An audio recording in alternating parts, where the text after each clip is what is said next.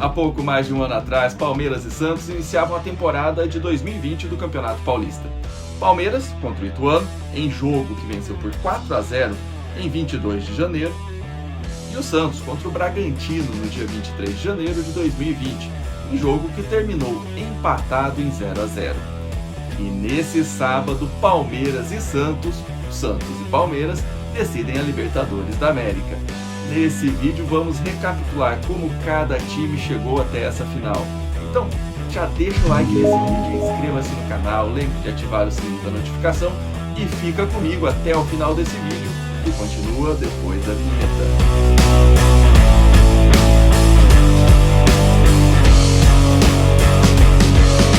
O ano de 2020 começou e nenhum dos times imaginava o ano que vinha pela frente.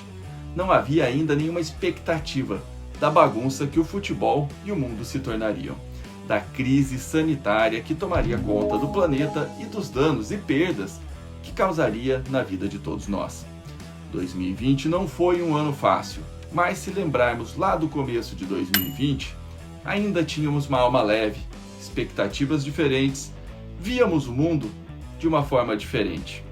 O Palmeiras apostava alto em Vanderlei Luxemburgo, que também apostava em Lucas Lima para tentar organizar o meio-campo do Palmeiras. E eles começaram bem o ano. Jogando contra o Ituano, o Lucas Lima liderou o Alviverde a uma grande vitória que encheu de esperanças os torcedores palestrinos.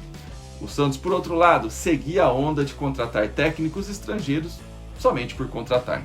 Trouxe o bom treinador, Jesualdo Ferreira, que viu o seu time empatar na estreia do Paulistão em 0-0 com o Bragantino e viu ficar sem o jogador que se tornaria o principal jogador do time do Santos no Campeonato Brasileiro, o Marinho. Ele sai lesionado já no primeiro jogo do Paulista e só retornaria depois da parada. O Luxemburgo, do lado do Palmeiras, não conseguia dar um bom ritmo de jogo ao seu time, não conseguia mostrar o futebol bonito que prometera, mas trazia resultados e aos poucos o Palmeiras foi dominando o Campeonato Paulista. O Santos de Jesualdo Ferreira igualmente não conseguia embalar, mas diferente de Luxemburgo, Jesualdo não conseguia resultados tão bons. Conseguia o suficiente, mas somente para classificar o Santos para as eliminatórias do Paulistão. Aí vem a parada do futebol, pandemia, e no retorno o Santos cai para a Ponte Preta nas quartas de final em um jogo único na Vila Belmiro. O jogo, que é bom deixar claro, o Marinho já estava de volta, já havia se recuperado. Mas mesmo ele não conseguiu evitar a eliminação do Santos nas quartas do Paulistão por 3-1. Enquanto isso, o Palmeiras, pragmático, que não empolgava de Vanderlei Luxemburgo, seguia sendo um fracasso de crítica, mas continuava vencendo e chegou à final do Paulistão contra o seu maior rival, o Corinthians. Um derby que definiu o campeão paulista de 2020.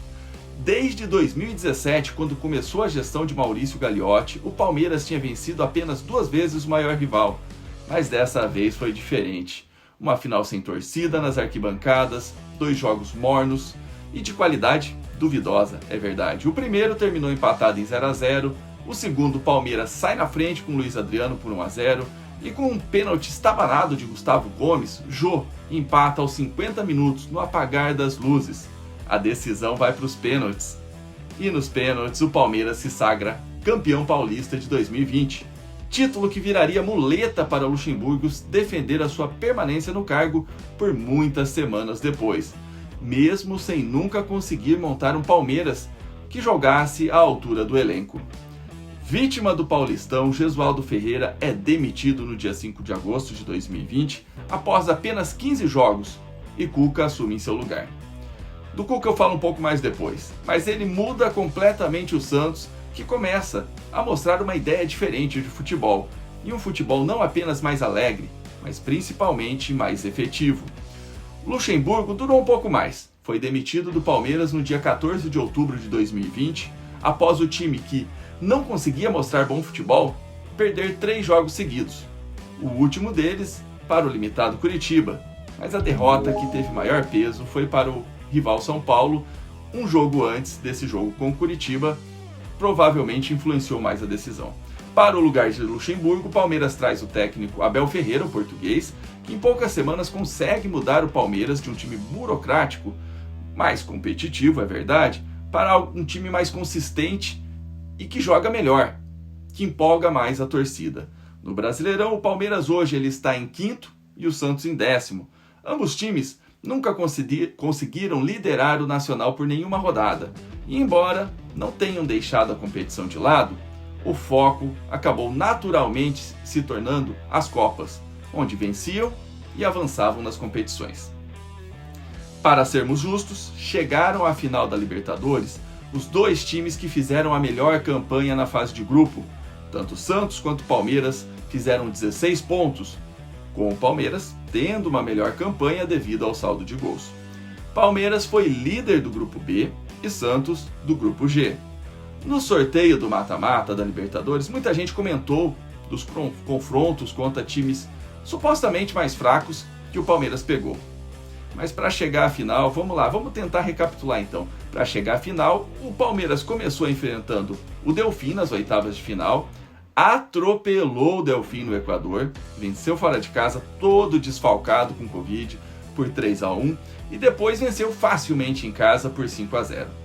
O Santos começou as oitavas jogando na altitude de Quito contra a LDU, sem Cuca e sem 5 titulares com Covid, e nesse cenário de guerra venceu por 2-1.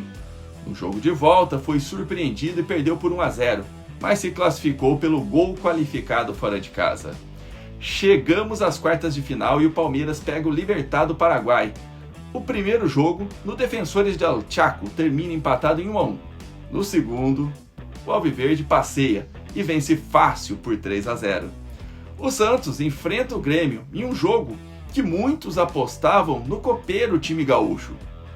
O jogo seria complicado, mas na verdade o Santos de Cuca transformou em um jogo fácil, em um jogo mais tranquilo. Era um jogo que deveria ser nivelado, mas que o Santos tornou fácil.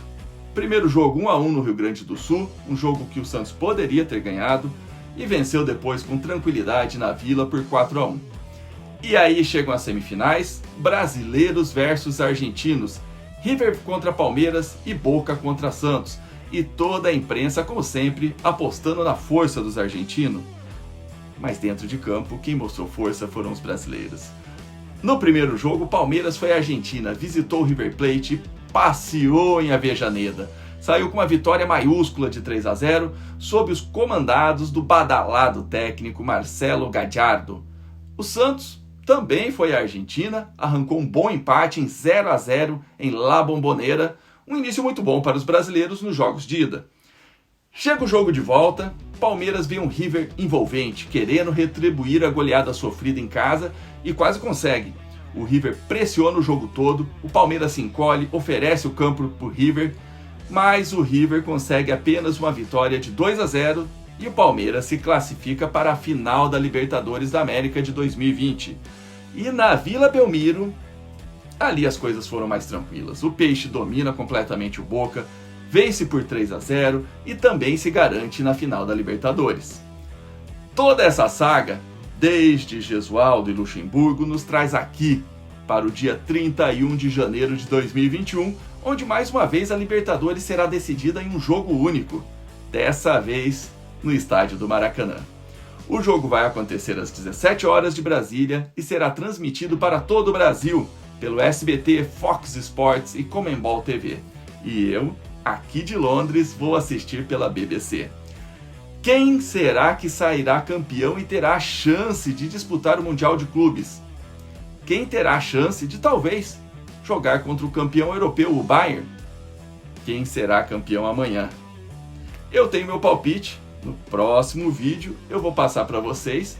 Nesse vídeo eu falarei do jogo, analisarei o momento de cada time, e nesse daqui que eu estou falando agora, eu só queria passar um pouco do que nos trouxe até aqui, fazer essa retrospectiva com vocês, tá? Se vocês gostaram desse vídeo, deixem um like, inscrevam-se no canal e lembrem de ativar o sininho da notificação. Convido a todos a me seguirem também no Instagram, no @canal do Fante, e também no Twitter, @RodrigoFante. Espero que tenham gostado. Mais uma vez, deixo o convite para deixarem um like no vídeo, inscreverem-se aqui no canal. Deixo um forte abraço a todos e até mais.